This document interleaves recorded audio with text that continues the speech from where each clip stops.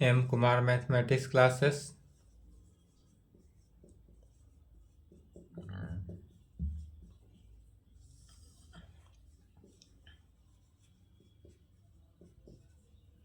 Class 12th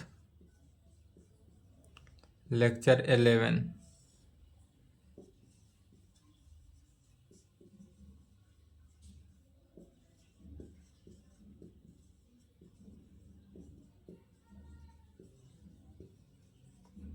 problem on differential equation यही चल रहा था।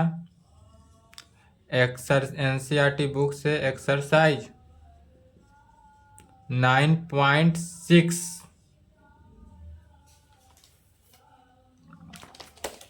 9 नंबर तक क्वेश्चन सॉल्व कर दिए थे, हिंट्स दिए थे, बन गया। नहीं बना हो, डाउट हो तो संपर्क कर लेंगे। 10 नंबर क्वेश्चन है उसी का, x plus Y into D Y by D X is equal to 1।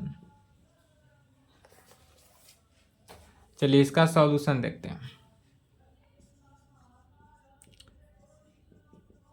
Given that क्या दिया हुआ है, तो x plus Y into D Y by D X is equal to 1।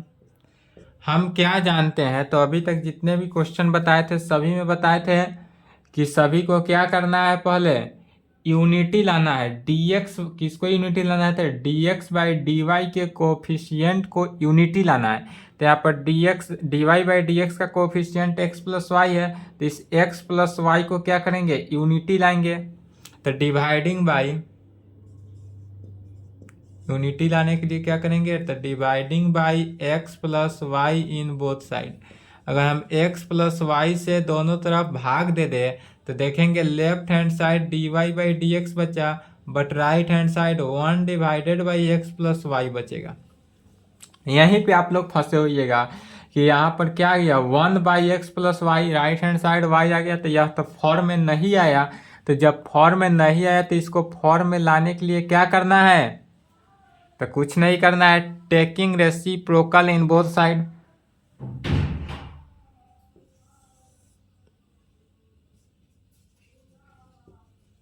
Taking reciprocal in both side. यदि हम यहाँ तक आने के बाद इसका रेसिप्रोकल ले लेते हैं, D Y by D X जो है वह किस में कन्वर्ट हो गया, D x by D Y बन गया।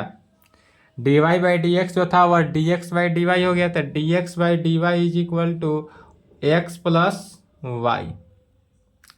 एक्स प्लस वाई, तो यह टाइप 2 का है, रिजल्ट में लिखाया गया था जब यहाँ पर एक्स हो तो बगल में भी एक्स होना चाहिए, अर्थात वाई को ना लेकर अब किसको लेंगे, D x by D Y, x वाले टर्म को left hand side is equal to right hand side. यह which is in the form of, यह which is in the form of, यह किस फॉर्म में आया, तो D x by D Y plus P Y is equal to Q के form में आया, वेयर जहां पर p का वैल्यू कितना है, -1 एंड q का वैल्यू y। यह जो आया which is in the form of D x by D Y plus P Y is equal to Q, जहाँ p का वैल्यू -1 एंड q का वैल्यू y होगा, तब इसी को कहेंगे क्या, which is the linear differential equation. यह जो है वह कैसा डिफरेंशियल इक्वेशन है, तो लीनियर डिफरेंशियल इक्वेशन कहेंगे, विच is in the, which is the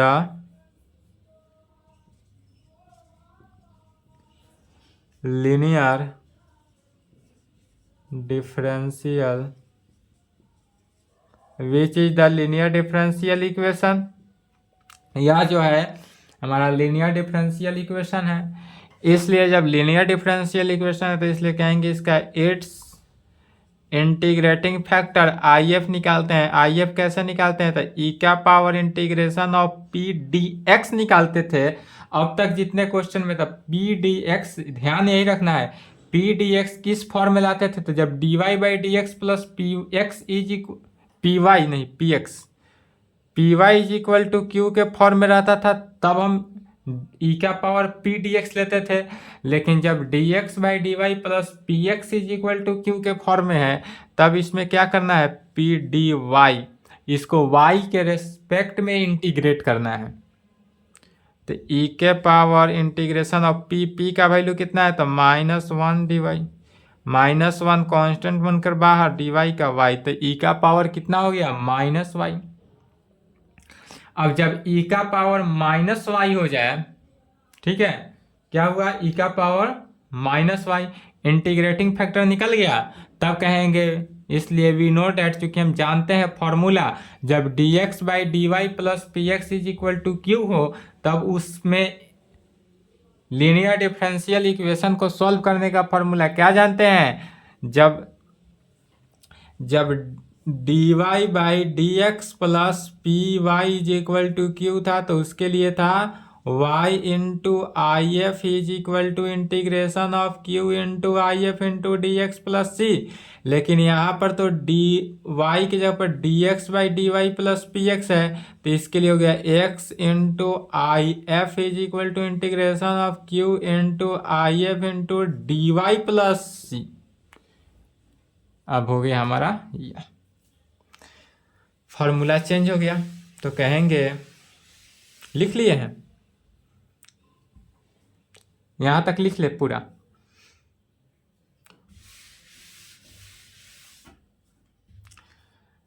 we know that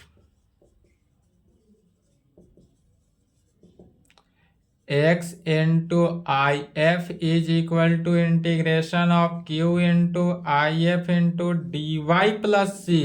अब यहाँ से x की जगह x हट गया, क्या बच गया, y, तो x की जगह पर क्या आ गया, y आ जाएगा, अर्थात x into I F, integrating factor कितना निकला, e का पावर -y, तो -y रखेंगे, q का वैल्यू कितना है, y है, तो y e का power -y into D Y plus, पुनः यह क्या होगा, u इंटू भी पर, u इंटू भी, अलजेब्रिक फंक्शन को u मानेंगे, एक्सपोनेंशियल फंक्शन को भी मानेंगे, तो u इंटू भी पर तोड़ेंगे,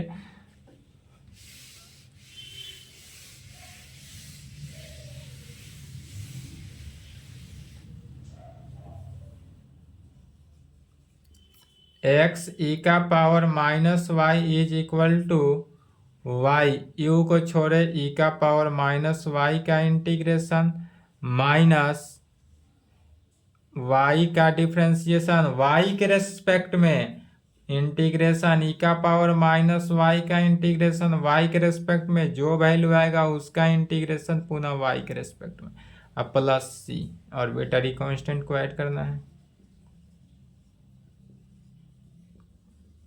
ध्यान देंगे, e का पावर -y का डिफ्रेंसिएशन, तो e के पावर x का डिफ्रेंसिएशन e के पावर x, तो e के पावर -y का -y या -1 से भाग हो जाएगा, इसका भी वही -1 से भाग होगा, तो प्लस कर देते हैं डायरेक्ट। अब y का डिफ्रेंसिएशन y के रेस्पेक्ट में 1 इंटू ई का power -y d Y plus c, x e का power -y is equal to -y e का पावर -y, अब पुनः e के पावर -y का, तो -e का पावर -y प्लस सी, सभी टर्म में क्या है, e का पावर y कंटेन कर रहा है, इसलिए डिवाइडिंग बाय e का power y in both side, dividing by e का power -y in both side, क्या बचा, x is equal to -y minus 1 plus c divided by e का पावर -y, यह सभी माइनस को लेफ्ट में बुला लिए, तो x plus y plus 1 is equal to c e का पावर y, या जो सी ई का पावर -y था वह क्या हो जाएगा, सी ई का पावर y, यही कहेंगे विच is the required solution of the given linear differential equation। क्या कहेंगे, which is the required solution of the given linear differential equation। अब dx बाई dy का फॉर्म में भी जब दिया रहे क्वेश्चन तो सॉल्व हो जाएगा।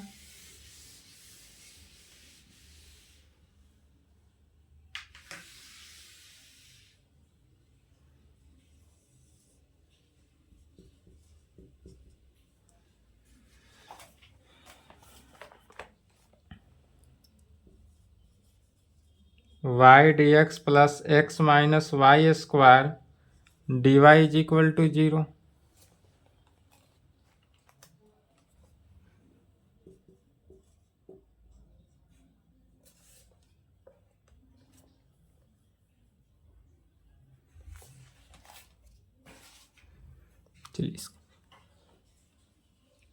एक इन्फॉर्मेशन देख ले पहले, नहीं तो बाद में कहीं भूल जाएंगे। इन्फॉर्मेशन है 12th क्लास आप चूंकि कंटिन्यू कर रहे हैं तो आपको उसकी आवश्यकता नहीं है मेरे हिसाब से, लेकिन यदि आपको लग रहा हो कि आवश्यकता है, आपको यदि 12th क्लास के लिए या कोई आपका फ्रेंड हो जिन्हें क्लास 12th का क्रैश कोर्स करना हो, कौन सा क्रैश कोर्स यदि करने की इच्छा हो तो एम कुमार मैथमेटिक्स क्लासेस की तरफ से क्रैश कोर्स की सुविधा दी जा रही है। हमारे तरफ से क्रैश कोर्स जो है वह ओपन कर रहे हैं दिनांक कब से, 1 दिसंबर से आपका क्रैश कोर्स का बैच हम स्टार्ट कर रहे हैं, जो कि बैच टाइम रहेगा इवनिंग में। क्रैश कोर्स का बैच टाइम रहेगा इवनिंग में 4:30 से लेकर 6 बजे तक। 1.5 आवर का समय दिया जा रहा है, बट 1.5 आवर क्लास नहीं चलेगा, क्लास ओनली 1 आवर चलेगा। इस 4:30 से 6 के बीच में 1 आवर क्लास चलेगा, per day 1 our, 1 our class चलेगा पर डे। और यह क्लास जो है वह लाइव क्लासेस जाएगा, लाइव क्लास जाएगा जिसमें आप चैटिंग से हमसे बात भी कर सकते हैं। लाइव क्लास में कोई डाउट हो, दिक्कत हो तो आप हमसे पूछ भी सकते हैं। और यह क्लास कब से, 1 दिसंबर से स्टार्ट हो रहा है 12th क्लास। यदि आपको पढ़ने की इच्छा हो या कोई आपका फ्रेंड सर्किल हो जो मेरे पास नहीं पढ़ा हो, कहीं पढ़ा हो, यह उन लोगों के लिए है जिनका एग्जाम होने वाला है कब, 2024 में, जिनका बोर्ड का एग्ज़ाम 2024 में होने वाले हैं, वो स्टूडेंट के लिए क्लास 12th का एग्ज़ाम जो देने वाले हैं मैथ्स के लिए, ओनली फॉर मैथ। 1.5 आवर समय है, बट 1 आवर तो क्लास पर डे जाएगा ही, पूरे सिलेबस को रिवाइज हो जाएगा। 12th class set theory, matrix, determinant inverse, जितने भी कैलकुलस है सभी का रिवीजन होगा। 1 आवर क्लास शाम में 4:30 से 6 बजे तक पर डे, लाइव क्लासेस के साथ। बट इसमें एक कंडीशन है कि यह क्लास जो है फ्री नहीं रहेगा। अब तक जितने क्लास हमने दिए सभी के सभी फ्री था, यह क्लास फ्री नहीं रहेगा। इसका फी जो है हमने डिसाइड किया है ₹3000 ओनली, ज़्यादा फी नहीं रखे हैं आप लोगों के लिए। अब तक तो चूंकि हम फ्री में क्लास पूरा कराते आ रहे हैं, यह आज कैलकुलस का लास्ट क्लास है, कैलकुलस भी आज समाप्त हो गया। तो चूंकि ऑल क्लास तो हम करा चुके फ्री, बट अब क्रैश कोर्स फ्री नहीं कराएंगे। अगर आप क्रैश कोर्स करने के लिए इच्छुक हो तो ₹3000 आप पे करेंगे। पहले आप मुझसे संपर्क कर लेंगे इस नंबर पे। इसके लिए मैंने कोई स्टूडेंट भी ऐड हुए हैं, उनके लिए तो क्लास चूँकि 1 दिसंबर से चलेगा, यह तो डेट फाइनल है, उस दिन से क्लास ओपन हो ही रहा है। इसके लिए ग्रुप का बना है, ग्रुप का नाम है M Kumar crash course. Group का नाम क्या है, M Kumar crash course group है। इस ग्रुप के थ्रू आपको पढ़ाया जाएगा, यूट्यूब पे नहीं। ये जो सोचेंगे कि यूट्यूब पे हम लाइव आकर आपको पढ़ा दे, वो नहीं हो पाएगा। यह ग्रुप जिनके पास रहेगा वही स्टूडेंट क्रैश कोर्स करेंगे, अदरवाइज जिनके पास यह ग्रुप नहीं रहेगा वह मेरा क्रैश कोर्स नहीं ले पाएंगे। तो जिनको भी करना हो वह इस ग्रुप में ऐड होंगे और इस ग्रुप में ऐड होने के बाद ही आपको क्रैश कोर्स की सुविधा मिलेगी। बट इस ग्रुप में हम उसी टाइम ऐड करेंगे, उन्हीं स्टूडेंट को ऐड करेंगे जो 3000 रुपी पे करेंगे। अब तक तो चूंकि हम फ्री कराते आ रहे हैं और सिलेबस फ्री कराएंगे या तो फाइनल है ही, बट क्रैश कोर्स फ्री नहीं कराएंगे। क्योंकि मुझे भी एनर्जी लगती है बोलने में, पढ़ाने में, इंक लगता है, सभी का खर्चा भी तो है, अलग से नेट का कनेक्शन लेना पड़ता है। इसलिए फी के साथ अगर आपको करने की इच्छा हो तो ज्वाइन कर लेंगे, ठीक है। या किसी को करने हो तो आप उन्हें बता भी सकते हैं। इंफॉर्मेशन देख ले। चलिए 11 नंबर क्वेश्चन जो है हिंट्स दे देते हैं, सेम है। y dx plus x minus y square d Y is equal to 0 है। अर्थात इसमें से देखेंगे तो y dx, यदि हम माइनस कॉमन ले ले तो y square minus x d Y is equal to 0 होगा। माइनस चूंकि कॉमन लिए ताकि राइट हैंड साइड इसको भेजेंगे तो y dx is equal to y square minus x d y. अर्थात dx बाई डी वाई निकालेंगे, इससे भी dx बाई डी वाई कितना हो गया, तो y square minus x divided by y, y से भाग दिए तो dx by D Y is equal to y square by y, y minus x by y, x वाले टर्म को राइट में भेज लिए तो dx by D Y plus 1 by y into x is equal to y, या which is in the form of dx by D x where, जहाँ p का value 1 by y and q का value y हो गया। अब इसको proceed same as that above question number 10 की तरह, जैसे 10 नंबर क्वेश्चन बना है सेम उसी प्रकार सॉल्व होगा, कर लेंगे।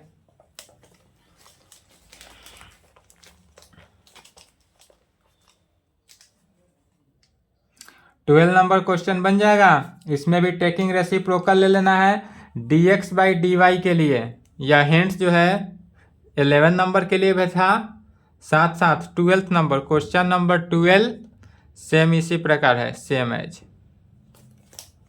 चलिए 13 नंबर क्वेश्चन में भी यही काम है कि यहाँ तक सेम आना है, उसके बाद यहाँ तक जो रिजल्ट निकलेगा उस रिजल्ट में x और y का वैल्यू को पुट कर देना है, और पुट करने के बाद c का वैल्यू निकालना है, और c का वैल्यू जो आएगा पुनः एबव इक्वेशन में रखना है और वह रिजल्ट आंसर आ जाएगा। जैसे 13 नंबर क्वेश्चन बनेगा सेम उसी प्रकार 14, 15, 16, 17, 18, 19 क्या है, ऑब्जेक्टिव है। तो एक क्वेश्चन को देखना है, बाद बाकी सभी को अपने से सॉल्व कर लेना है। और यदि सॉल्व नहीं होता है तब इस नंबर पे संपर्क भी कर सकते हैं।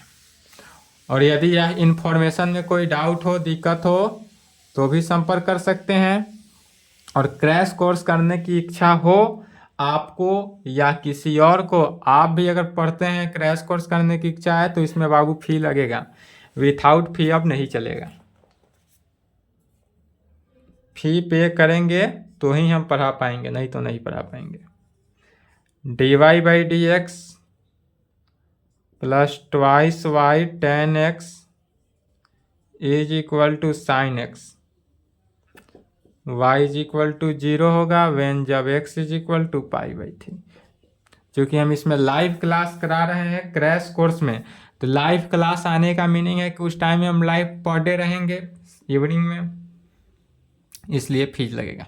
चलिए तो क्वेश्चन है कि d Y by D x plus twice 2y tan x is equal to sine x, y का वैल्यू 0 और x का वैल्यू इतना।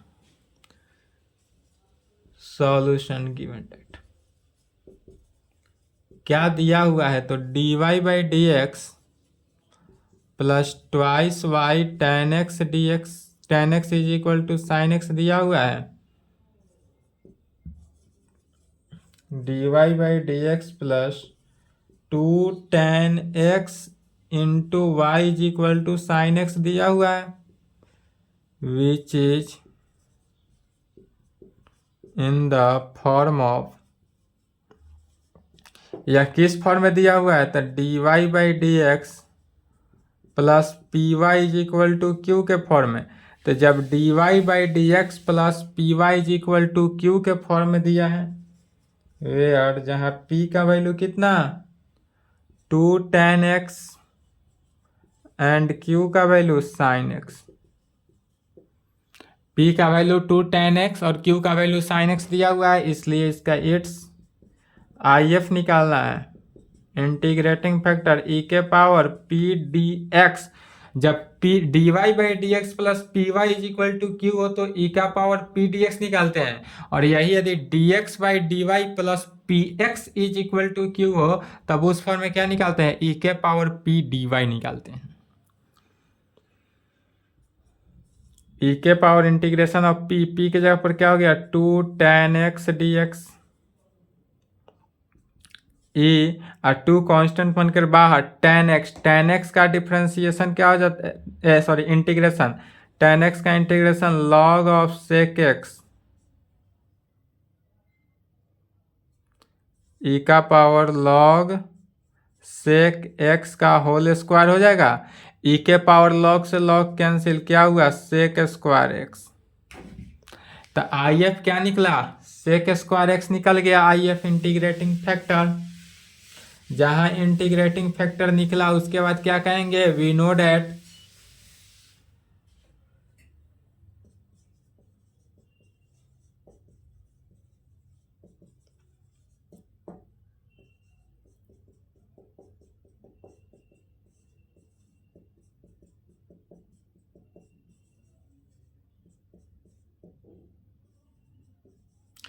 IF के जगह पर वैल्यू रखना है sec स्क्वायर x, इंटीग्रेशन अब q का वैल्यू कितना निकला sin x into sec square x into d x plus c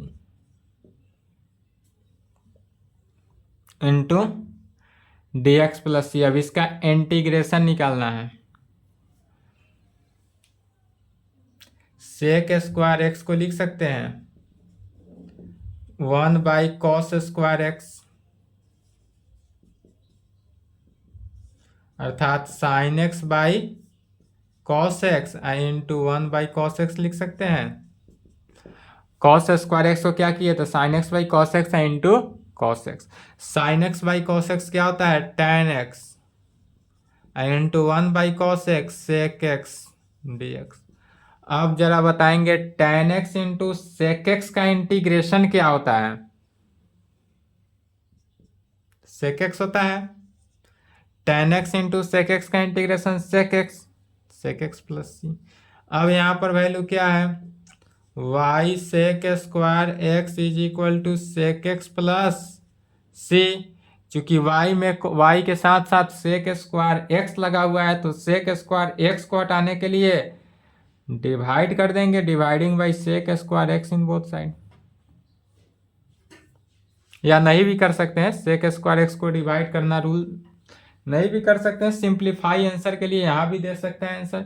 अब यहाँ तक आने के बाद अब x और y का वैल्यू पहले पुट करना है, तो पहले वैल्यू ही पुट कर लेते हैं, इसको इक्वेशन 1 ले लेते हैं।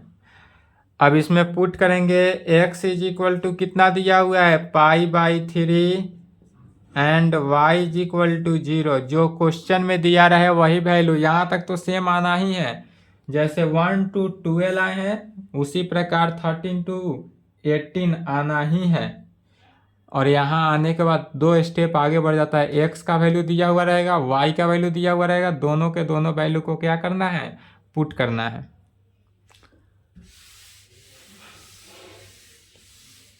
इसको पुट करके किसका वैल्यू निकालेंगे, ऑर्बिटरी कांस्टेंट c का।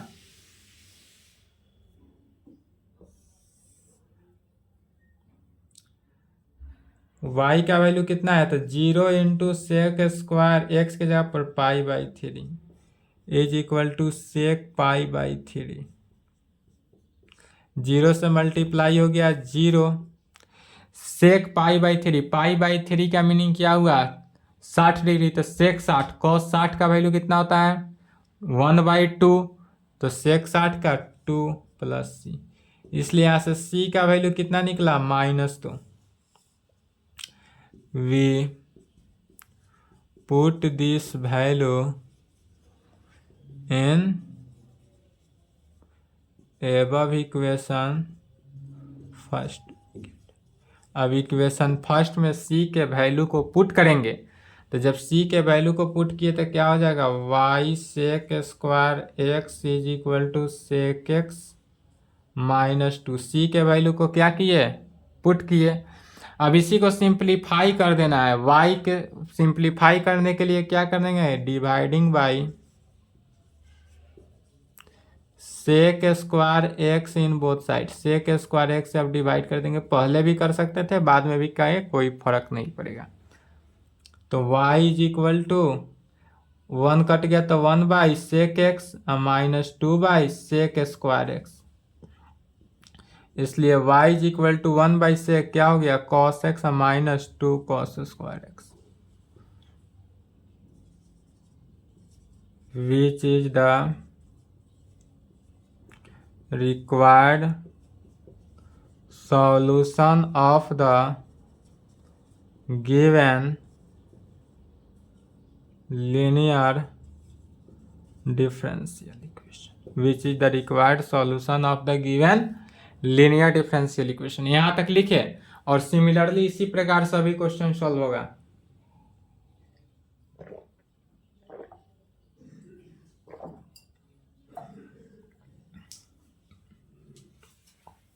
इसी का नाम हो जाता है कौन सा, पार्टिकुलर सॉल्यूशन। यह कैसा सॉल्यूशन है, पार्टिकुलर सॉल्यूशन। 14 15 बन जाएगा। 16 नंबर का हिंट देख लें।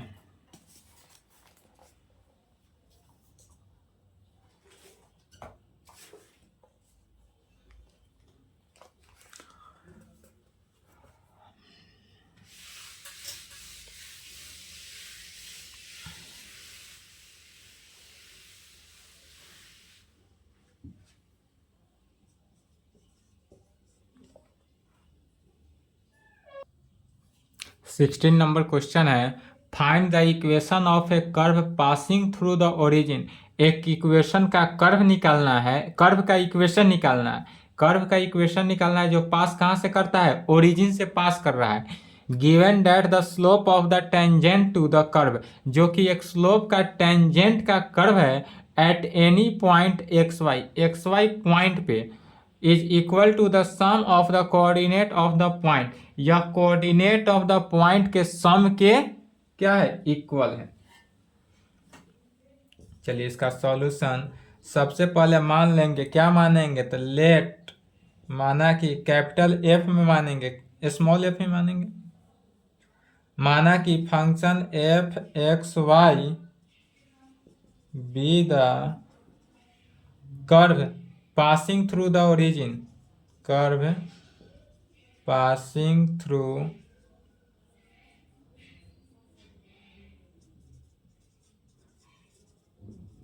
the origin, जो कि कहाँ से, ओरिजिन से होकर पास कर रहा है एट एनी पॉइंट। और यह कहाँ पास किया था, at any point x y, eight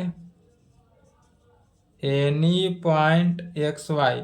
x y any point से पास करता है। द स्लोप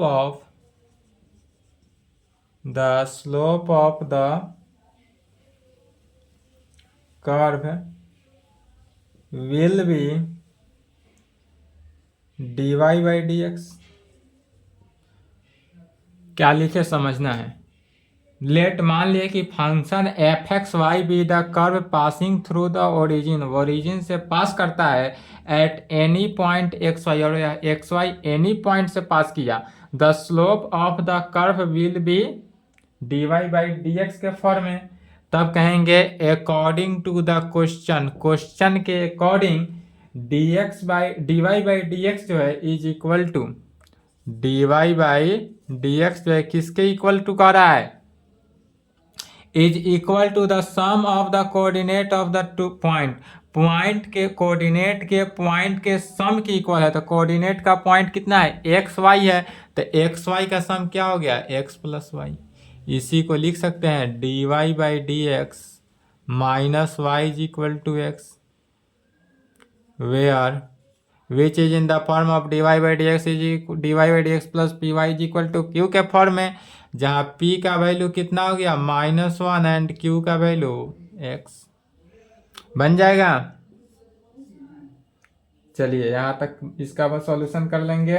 हाँ, और इसमें वेयर x और y का वैल्यू भी पुट करना होगा ना, जहाँ पर x का वैल्यू 0 एंड y का वैल्यू 0, x का वैल्यू 0 y का वैल्यू 0 अपना मन से नहीं लिखे। क्यों लिखे? क्योंकि यह ओरिजिन से पास किया। तो जब ओरिजिन से पास किया अर्थात इसका दोनों के दोनों पॉइंट कितना है 0 0 है, x का पॉइंट भी 0 y का पॉइंट भी 0 है, इसलिए 0 0 से। चलिए यहाँ तक लिखे तो फास्ट।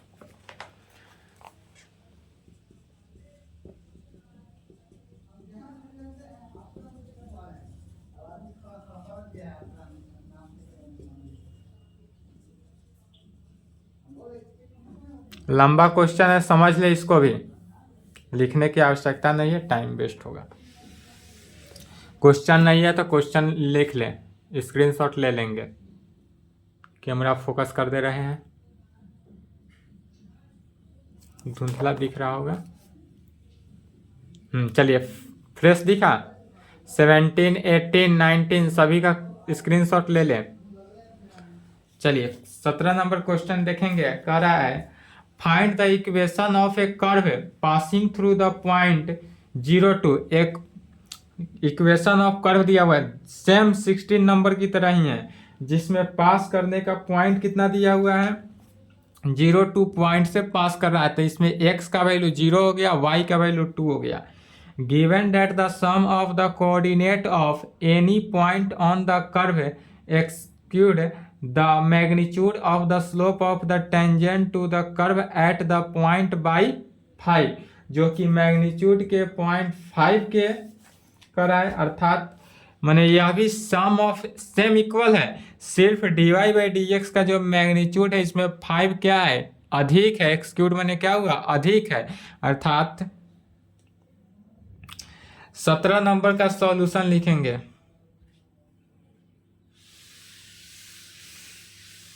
सत्रह का सॉल्यूशन, लेट मान लिए let function f x y be the curve passing through the origin at any point x y, the slope of the curve will be dy by D x according to question. Question के according यही कह रहा है कि यह जो है dy by D x का मैग्नीट्यूड में 5 का मैग्नीट्यूड क्या होता है इंक्लूड होता है, बाद बाकी x प्लस वाई की। तो यहाँ पर -y तो होगा और यह +5 जो हो गया राइट में चल गया। तो p का वैल्यू -1 और q का वैल्यू x - 5, x का वैल्यू 0 और y का वैल्यू 2।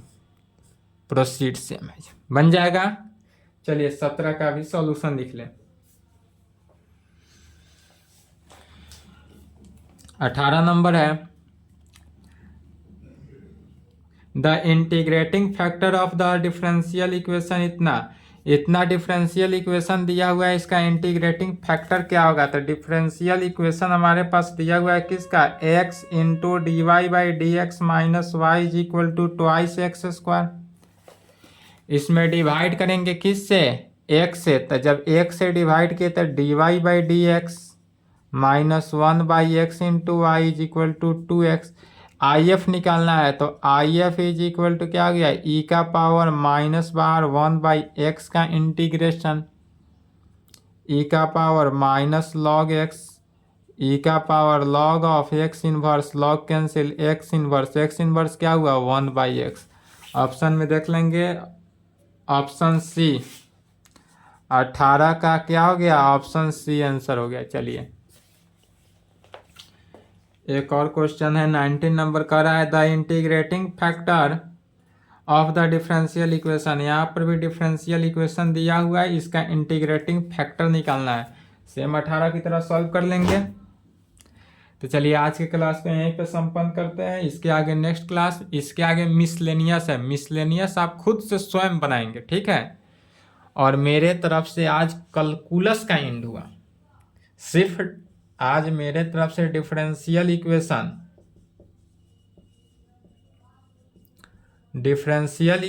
द एंड हुआ और डिफरेंशियल इक्वेशन जो है वह कैलकुलस का क्या था, लास्ट चैप्टर था। अर्थात क्या हुआ, दैट इज कैलकुलस एंड हुआ।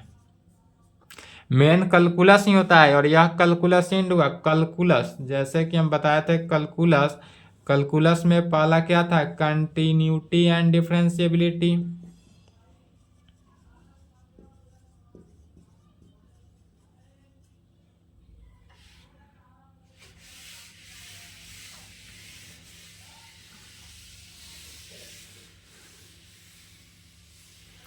Continuity and differentiability.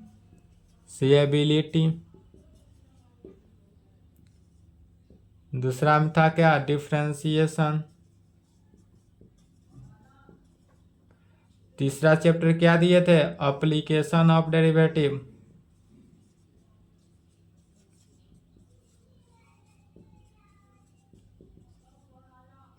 चौथा चैप्टर क्या डाले थे, इंटीग्रेशन। पांचवा चैप्टर क्या डाले थे,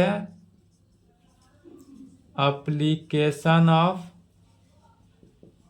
इंटीग्रल।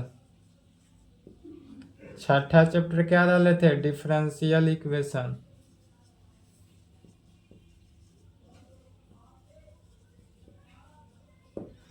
क्या डाले थे, डिफरेंशियल इक्वेशन या continuity and differentiability, differentiation, application of derivative, integration, application of integral and differential equation, सभी के सभी कैलकुलस का पार्ट था, जो कि यहाँ से यहाँ तक यह तीन को क्या था, फर्स्ट बुक में था और यह तीनों सेकेंड बुक में था।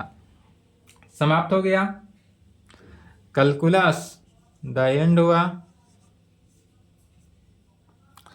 अब एनसीईआरटी बुक के अकॉर्डिंग मेरे तरफ से एंड हुआ, आपके तरफ से तैयारी है या नहीं है वो आप पे डिपेंड करता है। यदि तैयारी है तो अच्छी बात है, तैयारी नहीं है तो तैयारी करने की आवश्यकता है। आप कॉपी को देखकर तैयारी कर सकते हैं, अदरवाइज टोटल वीडियो तब देखकर तैयारी करना मुश्किल है। अदरवाइज आप क्रैश कोर्स का बैच भी लेकर आप कंप्लीट कर सकते हैं। क्रैश कोर्स का बैच के बारे में हम बताए हैं, जो कि बैच कितना चलेगा, 1 आवर पर डे चलेगा। क्लास लाइव क्लास रहेगा, यह क्लास जो रहेगा लाइव क्लास रहेगा। और इसके लिए फी भी रुपीज कितना, 30,000 नहीं 3,000 तय किए हैं। 3,000 वनली, ज़्यादा नहीं है, 3,000 वनली फी है। इसको भी ज्वाइन कर सकते हैं। और यह क्लास कब से शुरू हो रहा है, 1 दिसंबर से। चलिए, तो कैलकुलस समाप्त हुआ। अब एनसीईआरटी बुक के अकॉर्डिंग जो है वह चैप्टर 10 होगा, वेक्टर अलजेब्रा। चैप्टर का नाम क्या है, वेक्टर अलजेब्रा। नेक्स्ट क्लास में वेक्टर अलजेब्रा चलेगा, यहाँ तक कंप्लीट कर लें। अगर कोई कैलकुलस में या कहीं से डाउट होता है, कहीं से दिक्कत होता हो, तो मेरा नंबर दिया हुआ है, इस नंबर पे आप बेझिझक संपर्क कर सकते हैं। चलिए यहाँ तक लिख लें।